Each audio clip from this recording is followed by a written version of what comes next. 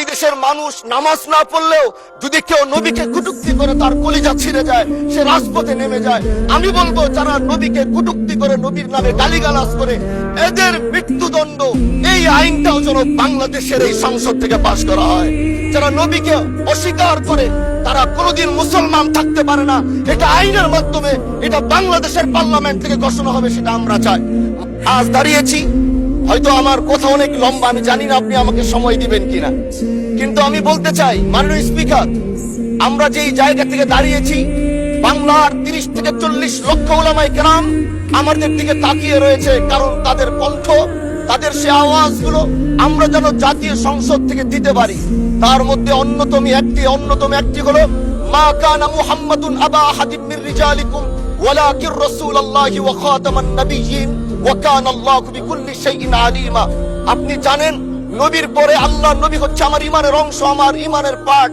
তিনাকে ভালোবাসা, তিনার উপর ঈমান, এটা আমার ঈমানের অংশ। তিনি আমার শেষ নবী, যেটা কোরআন ঘোষণা দিয়েছে। নবীও বলেছে আনা খাতামুন নাবিয়্যিন আলা নাবিয়্যা বাদি, আমি শেষ নবী, আমার পরে কোনো নবী আসবে না। কিন্তু মাননীয় স্পিকার, দুঃখের সাথে বলতে হয়, বাংলাদেশের এরকম একটি পার্ট রয়েছে, যেই পার্টের এক অংশ মানুষ তারা নবীকে অস্বীকার করে, তারা মুসলমান দাবি করে, এবং এই বিষয়ে অনেকের ধারণা আছে, তারা জানে। আগামীর অগ্রগতির ভিত্তি আনোয়ার ইসলাম, স্ট্রংগেস্ট টিম সিন্স 1978। এই আন্দোলন করতে গিয়ে অনেক মুসলমানকে রাস্তায় শহীদ হতে হয়েছে, আন্দোলন করতে হয়েছে। স্বাধীনতার পর থেকে আজও সে আন্দোলন চলছে, কিন্তু আজও পর্যন্ত সেটা পাইনি। আমি মাননীয় প্রধানমন্ত্রীকে বলবো, আপনি বাংলাদেশের একটি ইতিহাস রচনা করে যাবেন।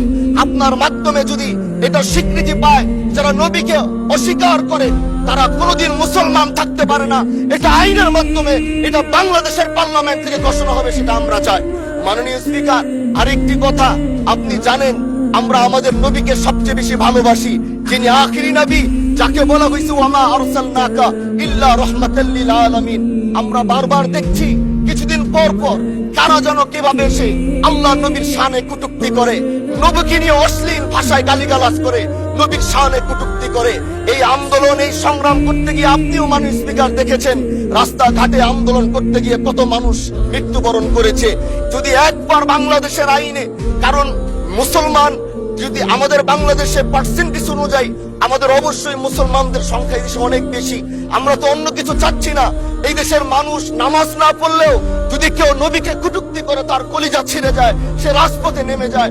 আমি বলবো যারা নবীকে কটূক্তি করে, নবীর নামে গালিগালাজ করে, এদের মৃত্যুদণ্ড এই আইনটাও যেন বাংলাদেশের এই সংসদ থেকে পাশ করা হয়।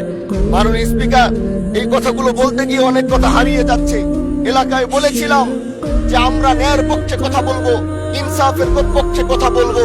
তখন অনেকে হাত ধরে বলেছিল, হামসালা ভাই, জাতীয় সংসদে যখন যাবেন একটু বললেন হাতি হত্যার বিচারটা যেন হয়। যে 2 মিনিট বাড়ানো হলো আরো। আজকে যে সন্তানটা ন্যায়ের পক্ষে কথা বলেছিল, ইনসাফের আওয়াজ দিয়েছিল, আমাদের মতোই যুবক, মাননীয় স্পিকার, তিনি এই যে স্বপ্ন বলেছিল এক বাংলাদেশ করবার, রাস্তার ভিতরে সেই স্বপ্ন থামিয়ে দেওয়া হয়েছে। এই বিচার যদি না হয় তাহলে আমাদের মতো হামজালাদের নিরাপত্তাও রাস্তায় কেউ দিতে পারবে না, মাননীয় স্পিকার। এজন্য আপনার মাধ্যমে আমি বলতে চাই, হাতি হত্যার বিচার যেন সুনিশ্চিত করা হয়। মাননীয় স্বরাষ্ট্রমন্ত্রীর